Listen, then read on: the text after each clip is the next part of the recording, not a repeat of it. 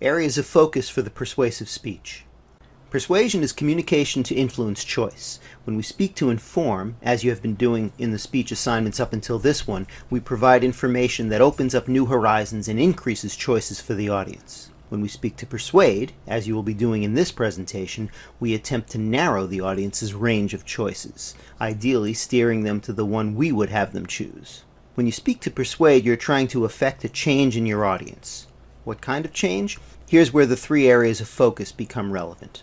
In your persuasive speech, you must propose a change in one of the following areas: a specific attitude, which we've defined as a set of beliefs, a specific belief, singular, or a specific behavior. You must choose only one and make a specific proposal. So set clear parameters in your introduction, define your terms, and follow through on them throughout the rest of the speech. Here's an example of how choosing the right area of focus helps you frame the specific proposal you make, that limited aspect change of your controversial issue. Let's imagine that your subject is smoking or vaping. You must now ask yourself, what change could you propose to your audience that is not too extreme, limited aspect, and would be significant in their lives, which you would decide based on your audience analysis. If you decide to propose a change to your audience's attitude, which is a set of beliefs, you must now develop a specific proposal. You must word the proposal so that they understand what specifically you're asking for them to change. You might propose the following change of attitude. Spend 5 minutes a day for the next week thinking of what it would be like if you quit smoking or vaping. This is specific enough because after your speech the audience can say, "Yes, I will do that," or "No, I will not do that."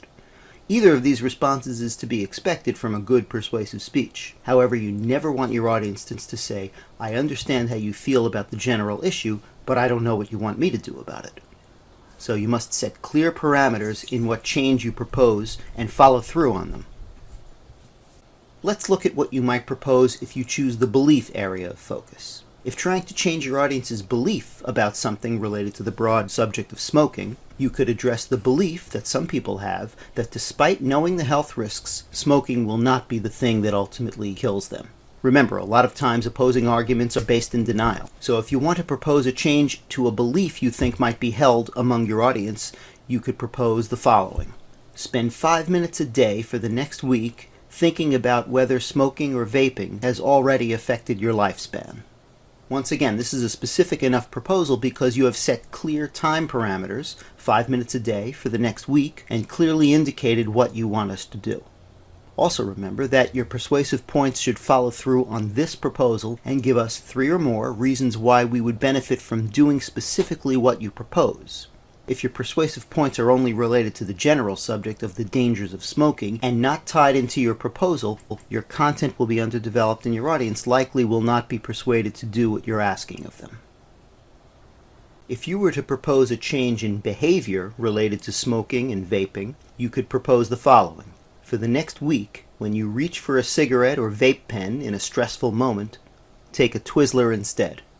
Once again, this is a specific proposal because it sets clear parameters and conveys clearly what the audience is to do.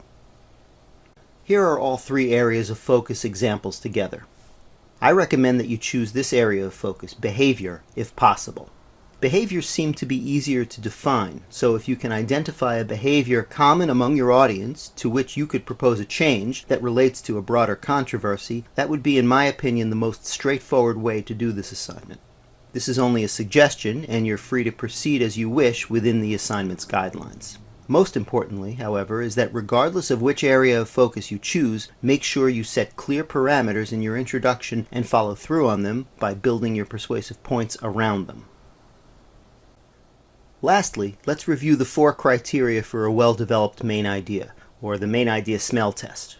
Think of the main idea as an umbrella statement under which your specific proposed change to our attitude, belief, or behavior would fit. And remember that a well-developed main idea must be universal, not autobiographical, be able to be expressed in a complete grammatical sentence, assert a singular idea, and make an assertion that is beyond the obvious and not overly simplistic. We've covered the 3 areas of focus for the persuasive speech, which are that regarding your chosen controversial issue, you must propose a specific change to only one of these areas: an attitude, which we've defined as a set of beliefs, a belief, singular, or a behavior.